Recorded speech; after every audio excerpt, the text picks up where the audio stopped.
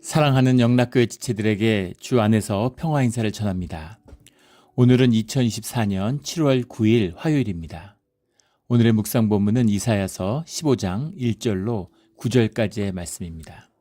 오늘 본문 말씀 15장 1절부터의 말씀은 이렇게 시작합니다. 모압에 관한 경고라. 하룻밤에 모압 알이 망하여 황폐할 것이며 하룻밤에 모압 기르가 망하여 황폐할 것이라. 오늘 15장, 내일 16장에 이어지는 말씀은 모압의 이제 멸망이죠. 모압의 멸망인데, 모압은 우리가 이제 잘 알고 있는 것처럼 아브라함의 조카 롯의 후예들이 세운 이런 이스라엘의 사촌 국가죠. 육촌 국가인가요? 그런 친척 나라입니다. 그래서 주님이 그 모세의 출애굽에서도 이 모압을 건드리지 않았고 모압으로 지나가지 않았습니다. 그런 나라인데 역사적으로 보면 이제 여러 가지 갈등이 많았죠. 사울 때에도 모압하고 싸웠고, 또 다윗 때는 점령하기도 했었고, 또 이제 북이스라엘과 남유다로 갈라진 다음에는 북이스라엘의 영향하에 들어갔습니다. 이 요단강 동편이 북이스라엘의 치하에 있을 때는 조공을 바치는 그런 나라였는데, 예후 이후에 이 요단강 동편에 대한 지배권을 상실한 다음에는 아주 상습적으로 이스라엘과 유다를 괴롭히는 그런 나라였죠. 그런 모압이 이제 완전히 멸망하는. 그런데 오늘 모압이 황폐화되고 멸망하게 되는데, 오늘의 말씀을 만나기 위해서는 이 배경을 이해할 필요가 있어요. 기가 막힌 하나님의 뭔가 역사의 깊은 섭리 같은 것이 있습니다. 모압이 멸망당했는데, 모압은 사실은 이제 모압이 물론 약화되고 침략을 받고 아수르로 인해서 황폐화된 것은 맞지만, 모압의 최후는 사실 아수르는 아니었습니다. 모압이 어떻게 망했는지에 대해서는 사실 역사적으로 분명치 않아요. 왜냐하면 주변에 어떤 나라도 내가 모압을 멸망했다라는 역사 기록이 없습니다. 모압까지 큰 나라를 멸망시켰는데, 누구든 왕의 공적이잖아요. 큰 공적이니까 이렇게 멸망시켰다, 저렇게 멸망시켰다 라고 하는 뭔가 이런 역사적인 기록과 언급이 있어야 되는데, 어디도 그런 언급이 없습니다. 그럼 도대체 오늘 본문에 나오는 모압은 어떻게 망했을까? 모압이 망하게 된 것은 사실은 이제 아라비아 광야에, 흔히 미디안 족속이라고 부르는, 특히 미디안 광야에 있으니까 미디안 족속이라고 부르는 것인데, 딱히 어느 족속인지 분명치 않은 그런 광야의 잡족이죠. 그런 이름 없는 부족들이 큰 도둑대를 이뤄서 그들의 침공을 받아서 모압이 황폐화되고 망하게 되는 겁니다. 이게 본문에 나온 하룻밤에 모압 알이 망하고, 하룻밤에 모압 기르가 망하고. 모압 알이라는 건 수도라고 그러죠. 기르라고 하는 건 지금도 캐셀인가요? 그런 이름으로 이게 남아있다고 그래요. 이 도시가. 이 알로 가는, 수도로 가는 이 아주 중요한 요새 도시라고 합니다. 예전에 조선시대 때 이제 무슨 한양과 수원산성의 수원성과 같은 관계인 거죠. 수원성이라는 것이 이제 한양으로 가는 길목을 지키는 거잖아요. 그런데 그것이 이제 모두 같이 황폐하고 망했다라는 거죠. 갑자기 돌연히 그렇게 망한 겁니다. 그러면은 왜 미디안 족속에게는 국가가 아니라고 그랬죠? 다양한, 마치 중앙아시아에 우리 고구려 시대, 삼국시대 이런 데 역사의 기록에 보면 중국도 마찬가지죠. 5, 16국 시대 때 선비족이 있고 모용씨가 있고 온갖 족속들이, 숫꽃이 있고 많잖아요. 온갖 것들이 많습니다. 그런데 사실 정확히 알 수 없죠. 문자도 없고 기록도 없고 그냥 광야에 사는 민족인데, 그럼 선비족은 어디로 갔을까? 흉노족은 어디로 갔을까? 돌굴족은 어디로 갔을까? 근데 그런 것이 근데 딱히 이렇게 정해져 있는 이 민족, 이 국가 이런 것이 아니라 그냥 그 지역에 사는 거죠. 그래서 어떤 때는 그 사람들이 이제 선비족으로 분류됐다가, 어떤 때는 무슨 돌골족으로 분류됐다가 이렇게 되는 겁니다. 근데 이렇게 휩쓸려가고 저렇게 휩쓸려가고, 여진족이 깃발을 들었을 때는 몽골족이 여진족하고 같이 쳐들어오고, 몽골족이 깃발을 들었을 때는 여진족이 몽골족하고 같이 쳐들어오고, 이렇게 되는 거죠. 무슨 거란족도 마찬가지고 온갖 족속들이 있었지만은 그들이 섞이고 합쳐지는 이런 건데, 미디안 지역에서 일어난 가진 유목민족의 집단들, 그런 때들에게 갑자기 공격을 당해서 스스로 망했다라고 하는 겁니다. 근데 이것을 이해하기 위해서는 역사적 배경을 알 필요가 있어요. 아수르의 지배하에 있는 겁니다. 아수르가 세계 제국이에요. 이 중동을 다스리는 패권 국가입니다. 그 당시의 세계죠. 그런데 710년에 중요한 무로닥 발라단이라고 하는 710년경에 무로닥 발라단이라고 하는 바벨론의 지도자가 일어나가지고 이 바벨론이 용병으로 아수르 밑에 있던 쓰임을 받던 군대인데 이 바벨론이 아수르를 침략해서 아수르를 잠시 점령합니다. 그래서 강력한 내전이 일어나죠. 그래서 아수르가 무로닥 발라단하고 싸우니라고 여유가 없어요. 바빌론, 그러니까 이 유프라테스 강, 티그리스 강의 상류 지방과 하류 지방이 붙은 거죠. 그래서 둘이서 싸우니라고 이 중동의 소아시아 지역을 돌볼 여력이 없는 겁니다. 그래서 이제 무주공산이 됐죠. 이 틈을 노린 것이 우리가 잘 알고 있는 712년에 일어난 아스돗 동맹이죠. 수리아하고 북이스라엘이 손을 잡고 야 우리가 패권 먹어보자. 왜 아수르만 해야 돼? 지금 뭐 바빌론도 지금 이렇게 일어나는데 우리도 한번 일어나 보지. 이렇게 된 거죠. 그래서 그러면서 이제 이 소아시아에 있는 나라들, 야 유다도 우리를 도와줘, 모압도 도와줘, 암몬도 도와줘, 전부 에돔도 도와줘. 우리 다 같이 힘을 합쳐서 우리 시리아가 깃발을 들고 한번 르신 왕이 앞장서 가지고 우리도 한번 제국 한번 해보자 하고 일어났는데 무로닥 발라단보다 아스돗 동맹이 먼저 깨졌죠. 아수르가 세계 제국인데 아무리 힘이 없어도 그렇지. 힘이 아무리 없어도 지금 막 중국이 흥기하니까 미국이 이제 중국을 밟으려고 그래. 중국하고 싸우니라고 여유가 없어요. 그러니까 멕시코가 이건 비유입니다. 멕시코가 야 우리가 왜 맨날 이래야 돼? 지금 미국의 그 대통령 후보가 본인이 대통령이 되면 그 멕시코와의 전쟁 1년에 지금 이 멕시코의 그 마약 판매 대거로 넘어가는 돈이 뭐 한 2천억 달러 된다는 거죠. 돈도 돈이지만 문제는 중국에서 재료를 가져다가 그 마약들을 제조해서 화학, 그 합성 화학 그런 마약을 제조해 가지고 이제 파는 거죠. 그 뭐예요? 그 진통제로 유명한 지금 난리가 난 그 2mm만 있어도 사람이 죽는데 500만 명이 죽을 수 있는 양이 이제 매년 미국으로 들어온답니다. 물론 한 번에 치사량을 먹지는 않으니까 이게 유통되고 있는 거죠. 미국은 마약 때문에 망한다 이런 얘기가 있잖아요. 그래서 멕시코 정부한테 돈도 대주고 뭐 어떻게 협력해가지고 하려고 그러는데 멕시코는 그렇게 열심히 없는 거예요.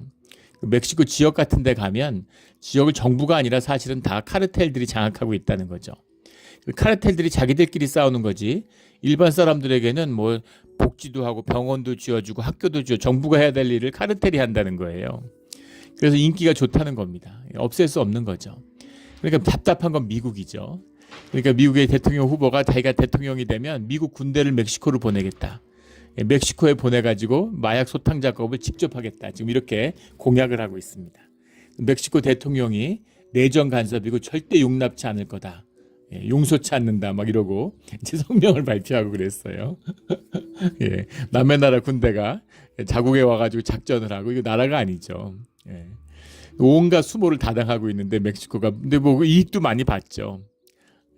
이제 그런 거죠. 시리아가 아수르에 붙어 있어가지고 온갖 수모를 다당했는데 야 우리는 왜 안 돼? 지금 힘이 없고 막 자기 수도도 점령당하고 이러는데 우리가 한번 밀자 이렇게 된 거죠. 그런데 아무리 아수르가 힘이 없어도 수리아를 못 당하겠습니까? 북이스라엘을 못 당하겠어요? 그래서 수리아하고 북이스라엘이 이때 망하는 거예요. 완전히 짓밟아 버렸습니다. 그리고 2년 뒤에 무로닥 발라단도 진압이 되는 거죠. 진압이 됐지만 아직 힘이 회복이 안 돼요. 굉장히 어려움을 겪고 있는데 그렇게 국력을 회복해가지고 이제 다시 아수르가 세계 제국의 어떤 패권을 회복하나 했는데 이제 딱 정리하기 위해서 중동 지역을 이제 침략한 거죠. 쭉 밀고 있는데 사네립이 예루살렘 포위에서 크게 패배합니다. 물론 뭐 예루살렘한테 패배한 건 아니고 그런 뭐 헤로도토스 이런 역사에 보면 이제 질병이 돌았다 그러고 성경에 보면 하나님 나라에 천사들이 쳤다 이렇게 되어 있는데 그래서 병사들을 잃고 패퇴하게 됩니다. 그리고 돌아오면서 국력이 이제 쇠하기 시작하는 거죠. 물론 그로부터 몇십 년이 지나서 아수르 바니팔 시대가 옵니다. 아수르 바니팔 시대에는 또 아수르 역사상 가장 강력했던 시기라고 얘기하는데 사실은 멸망 가운데 있는 마지막 반짝임 같은 거죠. 해가 지기 전에 이제 한번 밝잖아요. 사람이 죽기 전에 한번 정신이 맑아집니다. 그런 거죠. 우리 조선 시대로 보면 영종조 시대 같은 거예요. 막 뭐 영종조 시대 때는 굉장히 좋았던 것처럼 얘기하는데 아니죠. 나라가 쇠약하고 패퇴해 가고 있는데 잠깐 기력을 회복한 겁니다. 반짝한 거예요. 그래서 기력을 다 쓰니까 막 다 마지막 불꽃을 태우는 거죠. 예, 근데 그 재료가 없는데 태우니까 어떻게 되겠어요? 더 소멸을 가속화시키는 겁니다. 몸이 약한데 열내면 어떻게 되겠어요? 몸이 더 약해지는 거죠. 예. 그 역사서나 뭐 사기도 그렇고 우리 그 실록도 그렇고 역사를 아주 이렇게 냉정하게 보면 영종조 시기도 마찬가지죠. 무슨 조선에 그때 희망이 있었고 예.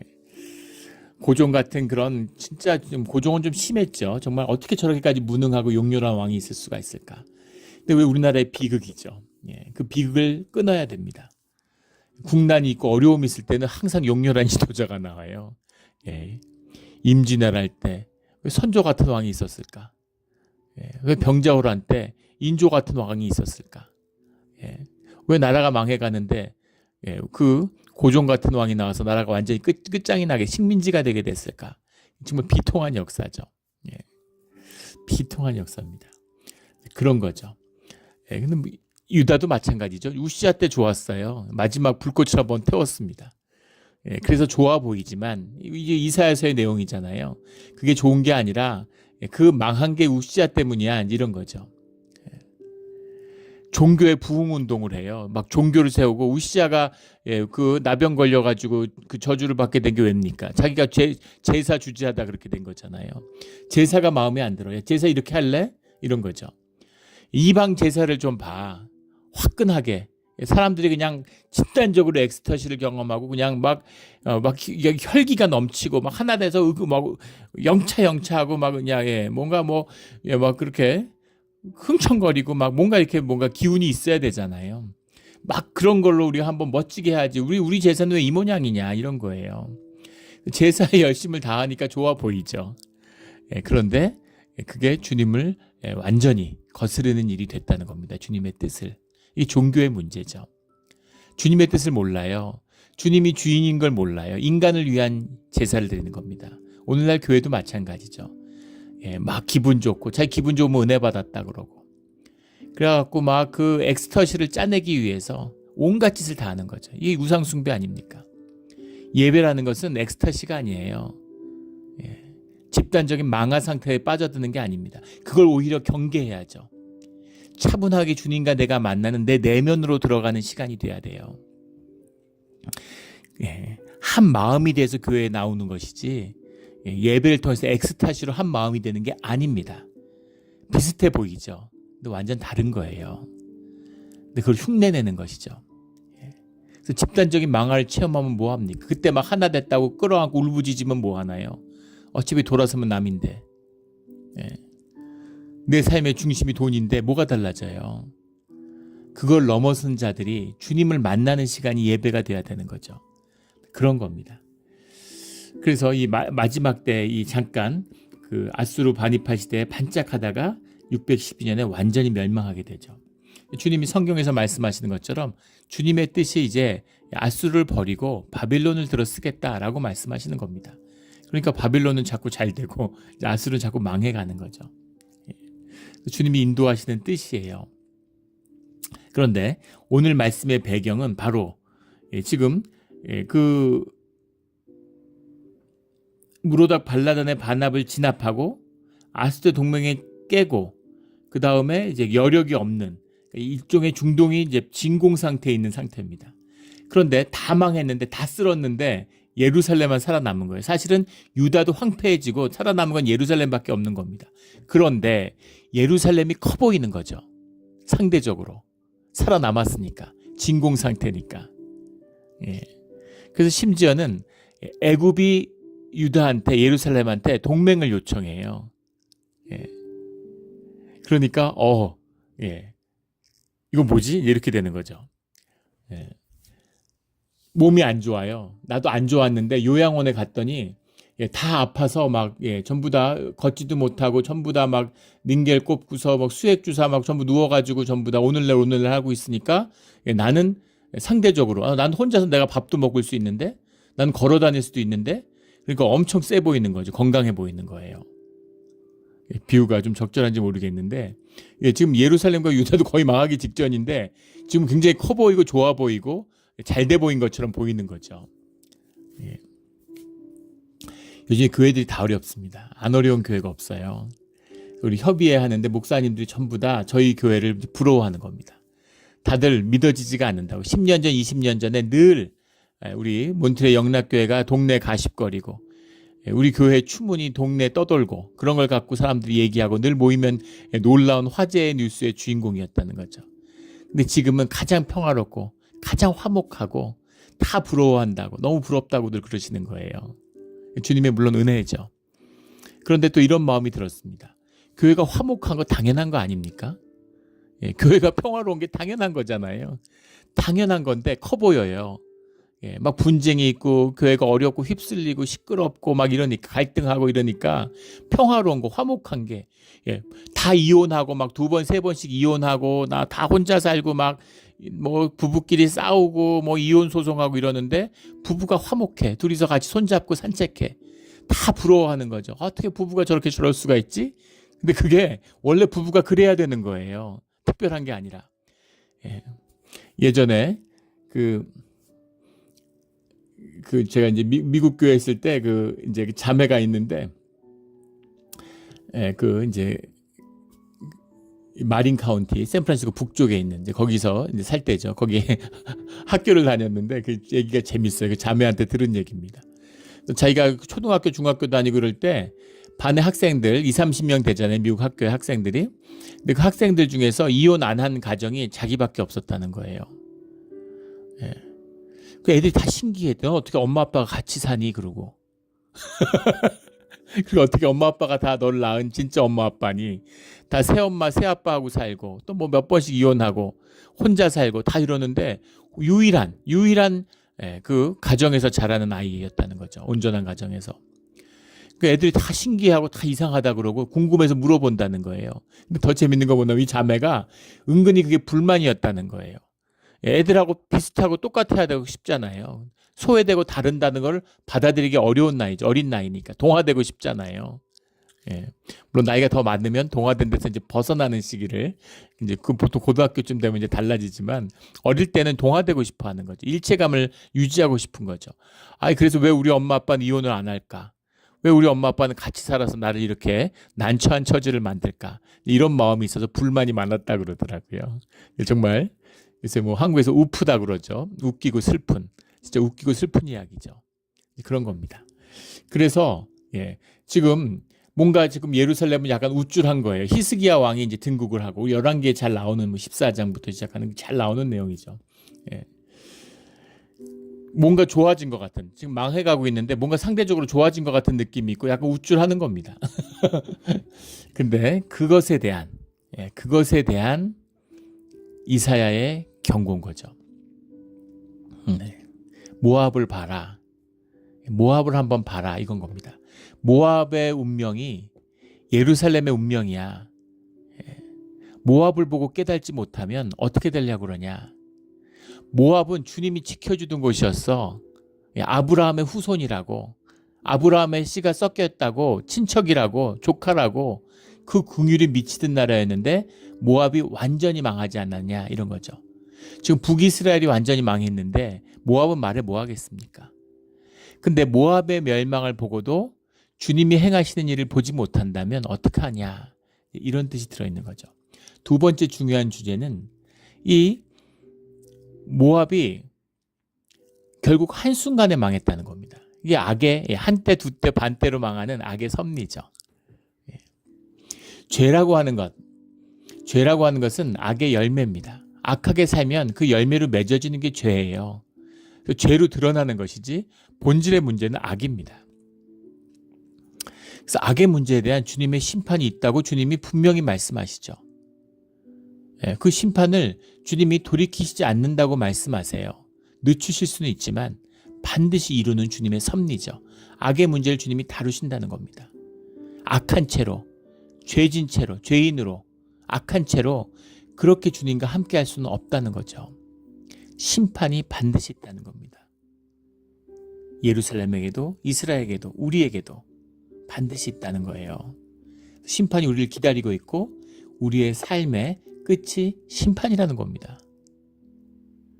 그런데 이제 기독교가 타락하니까 칩그레이스라고 그러죠. 엉망으로 살았는데 그랬는데 이제 마지막 주님의 은혜로 죽은 다음에는 구원받아서 뭔가 새로운 삶을 사는 것처럼 그런 구원이 성경 어디에 있습니까? 어디에도 없어요. 내가 사는 삶이 내 신앙이고 내 삶의 구원의 실제입니다. 내가 살아서 구원을 못 누렸는데 죽어서 구원받는다?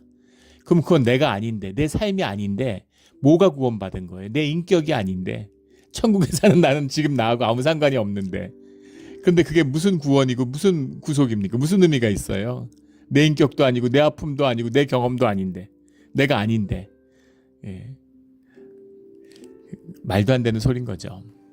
그것처럼 돌이킬 수 없는 심판이 다가오고 있고 그 심판 가운데 모압을 보고 그리고 예루살렘은 돌이켜라, 이런 말씀인 거죠. 예, 돌이켜야 되는 겁니다.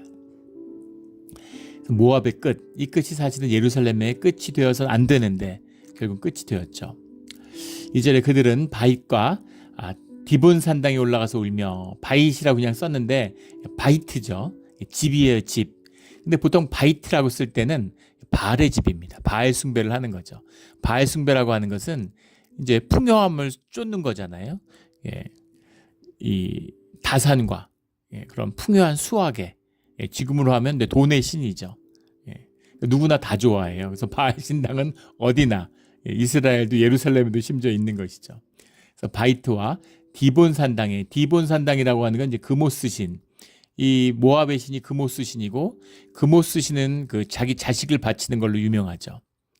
예루살렘 멸망에 이런 이 스모크 건이 된 거죠. 스모킹 건이 된 사건입니다. 그 솔로몬 시대에 시작해가지고 그 마지막까지, 우시아 때까지도 그모스의 신상이 성전 앞에 서 있었다고 그러죠. 그래서 바잇과 디본, 뭘 의미하는 거겠어요? 삶의 풍요로움, 삶 잘 사는 거, 그것과 종교적 열심입니다. 이게 우상의 양대축이에요. 거짓의 양대축입니다. 종교의 거짓의 극단이 이제 그모스죠. 자식을 바치는데 더 말할 게 뭐 있겠어요? 끝난 겁니다. 종교 행위를 하는데 자식을 다 바쳐도 어떻게 자식을 바치겠어요? 자식을 바칩니다. 예. 주님이 자식 내놓으라는 겁니까? 예. 자식을 위해서 부모가 희생하는 것, 아들을 살리기 위해서 아버지가 희생하는 게 십자가의 역사고 아버지의 신앙이잖아요. 우리의 시장은 아버지의 마음을 만나는 거죠. 어떤 아버지가 자기가 잘 살겠다고 자식 보고 네 생명 내놓으라는, 자식 살리려고 내 생명을 내놓지.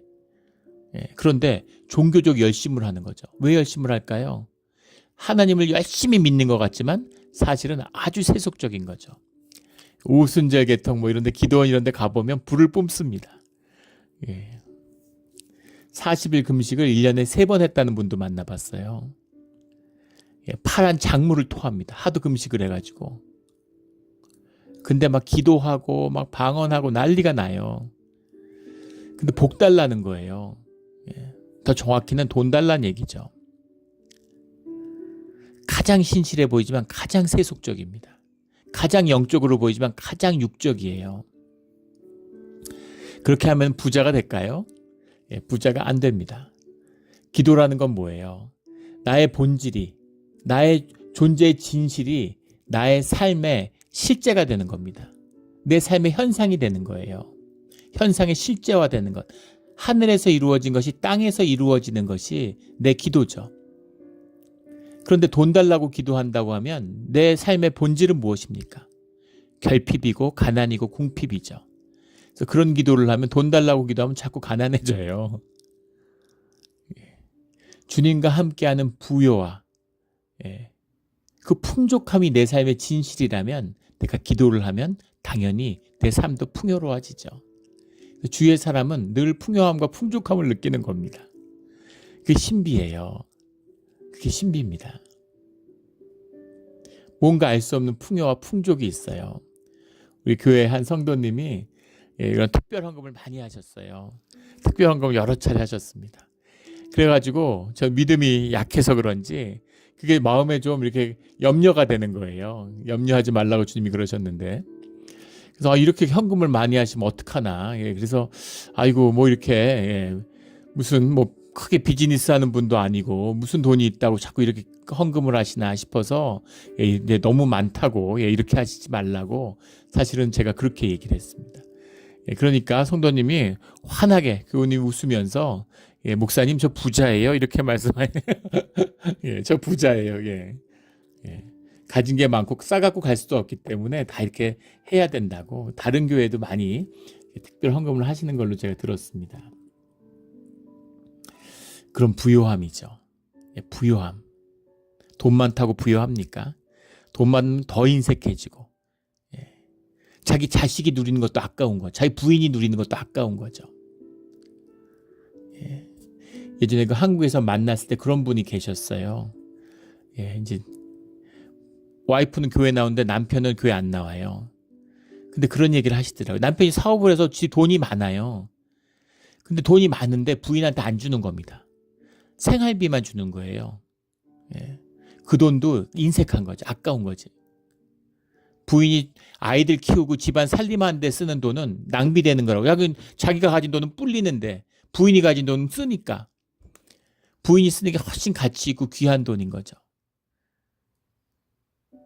그러다가 사업이 어려워지는 과정에서 돌아가셨어요. 근데 부인이 사업에 대해서 아무것도 몰라요. 돈이 어디 있는지 아무것도 몰라요. 생활비밖에 안 주니까 모은 돈도 없어. 살림 크게 하고 뭐 좋은 집 살고 떵떵거리고 살았는데 한순간에 몰락하는 겁니다. 인간 어리석음이죠.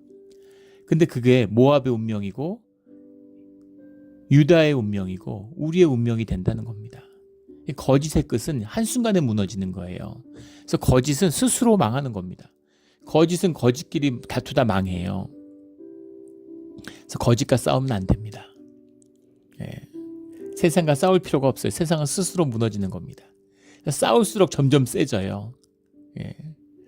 북한 보십시오. 이란 보십시오.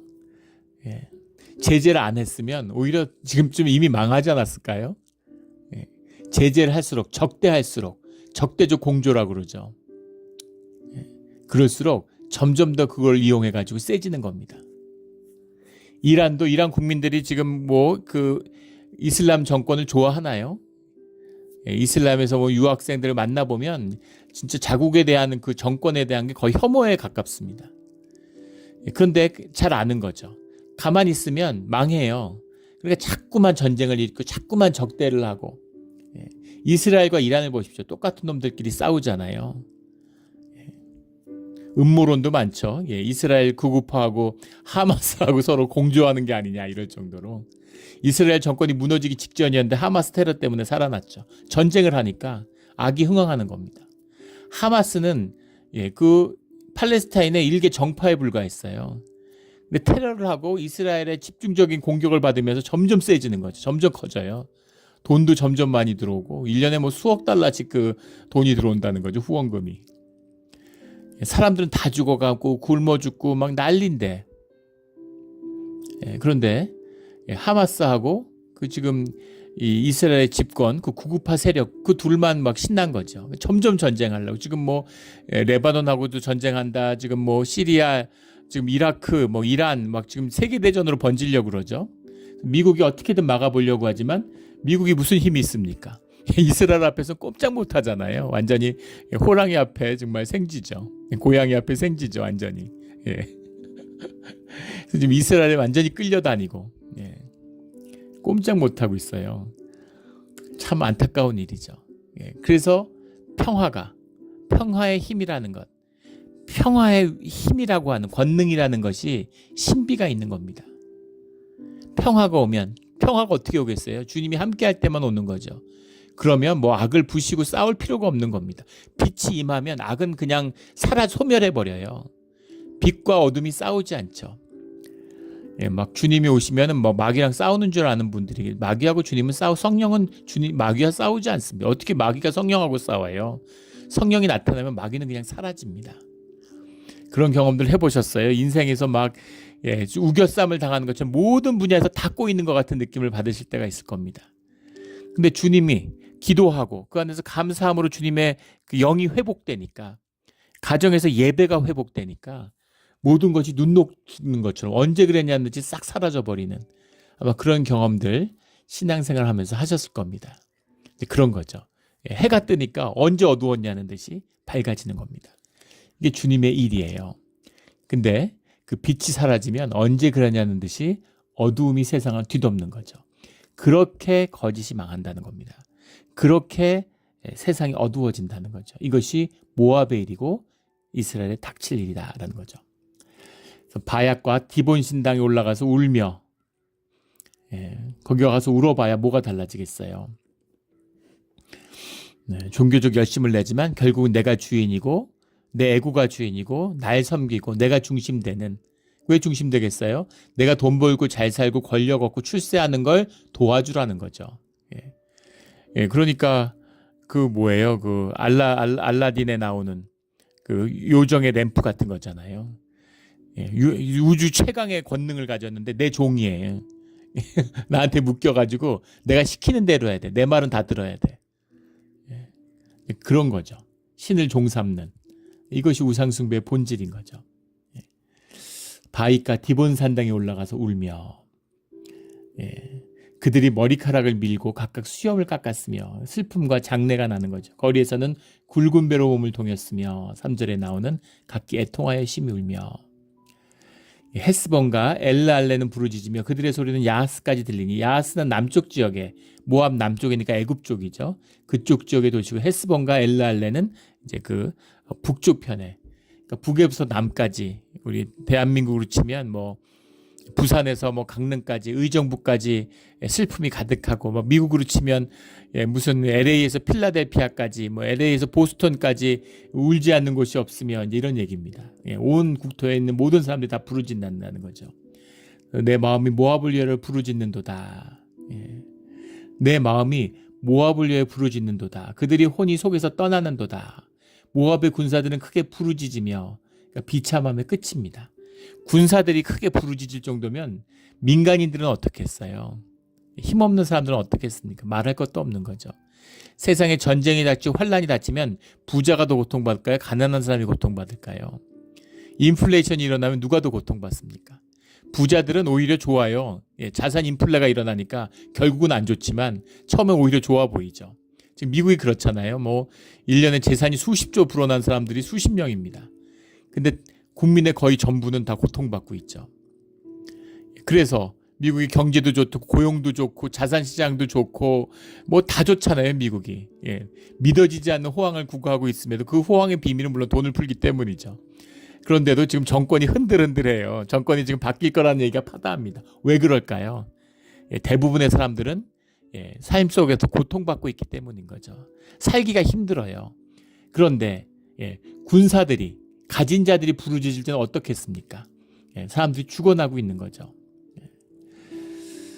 그 피난민들은 소알과 에글라서서 슬라시아까지 이르고 울며 루히 배탈길로 올라가며 호로나임 길에서 패망을 울고 온 막 사방으로 다 흩어져서 돌아다니면서 막 다 울부짖고 다 이렇게 완전히 왔는데 어디를 공격하는 게 아닙니다. 얘는 여기 공격하고 쟤는 저, 막 자기네끼리 다 흩어져서 여기저기 막 휩쓸고 다니는 거예요. 로마 제국 때 그 게르만의 침공 같은 거죠. 훈족이 중앙아시아에서 이 러시아 지역으로 이동하니까 도나우강 이남으로 그 코카사스 평야에 있던 게르만족들이 전부 다 유럽으로 이동하면서 로마가 멸망하게 되는 거죠. 근데 문제는 딱히 어디로 가는지 뭘 하겠는지 몰라요. 가는 사람도 모릅니다. 그냥 사람들끼리 막 이리저리 흩어져서 도망다니면서 보이는 대로 불지르고 약탈하고. 그러니까 군대가 뭐 어떻게 방어할 수가 없는 거죠. 군대가 쳐들어야 군대끼리 싸우지. 수십만 수백만이 넘어와서 막 떠돌아다니면서 전부 약탈하는데 이걸 뭐 어떻게 하겠어요? 그런 상황이라는 겁니다. 패방의 울부짖음이 뭐 끊임없는 거죠. 6절에 니물이 물이 마르고 수원이 말랐다는 얘기겠죠.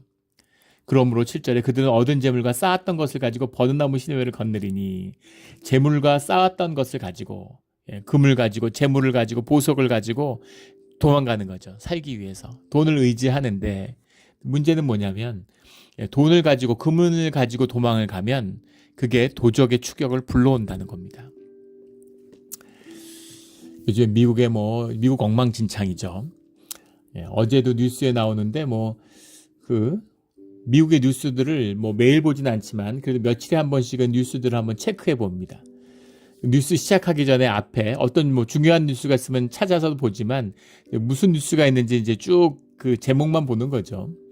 그런데 LA에는 매일 하루에 몇십 건의 총기 사고가 미국에 난다고 그럽니까? 근데 미국의 쇼핑센터, 무슨 뉴포트 이런 데는 좋은 지구, 잘 사는 지역인데 그런 데서도 범죄가 끊임없는 거죠. 쇼핑몰에서 사람이 총에 맞아 죽고 이런 거예요. 그런데 최근에 나오는 범죄들을 보면 200명이 한꺼번에 쇼핑몰을 털고 20 몇 명이 보석상을 일제히 들어와서 1분 안에 다 털어간다는 거 아니에요? 그래서 그중에 몇 명을 잡았는데 일당이니까 일당을 잡을 수 있겠지. 근데 일당이 아닌 거예요. SNS 같은 걸 통해 가지고 번개 모임. 우리 오늘 몇 시에 보석 털 건데 같이 털고 싶은 사람 모여 이런 겁니다.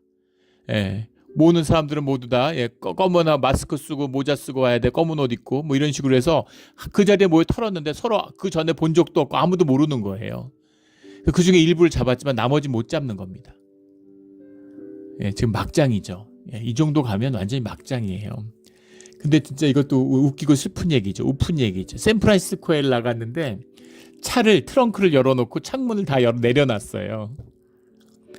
차 안에 있는가 하고 하도 유리창을 깨니까 뭘 가져가는 게 문제가 아니라 유리창을 깨니까 그게 문제인 거죠. 처음에 유리창 안에 뭐가 두지 말라고 뭐가 없으면 그걸 유리창을 깼잖아요. 근데 이제는 유리창 안에 차 안에 아무것도 없어도 트렁크에 있겠지. 트렁크에 감춰두겠지 하고 유리창을 깬다는 겁니다. 그래서 트렁크도 위로 올려놓고 유리창도 다 내려놓고 아무것도 없으니까 그 창문 깨지 말라는 거죠. 창문을 다 내려가지고 창문 열어놓고 이걸 이제 진짜 울어야 됩니까? 웃어야 됩니까? 범죄의 막장이죠. 왜 이렇게까지 되는지.